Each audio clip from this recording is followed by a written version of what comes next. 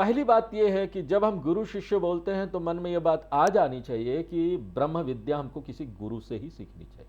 स्वतंत्र रूप से इंडिपेंडेंटली स्वतंत्र अध्ययन करना, किताब लेके अपना पढ़ रहे हैं, यह बड़ा रिस्की है, जोखिम भरा है।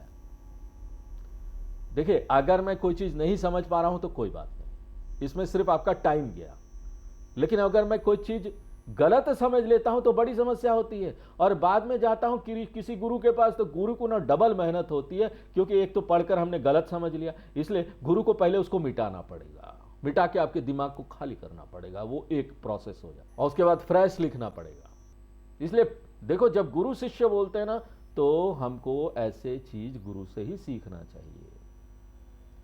हम चाहे कितने भी पढ़े लिखे क्यों ना हो, हम बहुत बड़े होंगे, किसी कंपनी में डायरेक्टर होंगे, पूरे प्रधानमंत्री होंगे, अमेरिका का प्रेसिडेंट होंगे, हमने आईआईटी आईआईएम से पढ़ाई की होगी, गूगल का सीईओ होंगे, माइक्रोसॉफ्ट का सीईओ बन जाएंगे, कुछ भी बन जाओ, कितना भी पढ़े लिखे हो, कितना भी एक्सपीरियंस हो, नहीं नहीं हमने तो IAS, I am retired IAS, मेरे पास इतना ज्ञान है, नया, फिर भी अपने आप नहीं पढ़ना। नहीं नहीं, आई नो 15 लैंग्वेज, ना, फिर भी अपने आप नहीं पढ़ना। संस्कृत का तो मैं पंडित हूं, फिर भी अपने आप नहीं पढ़ना।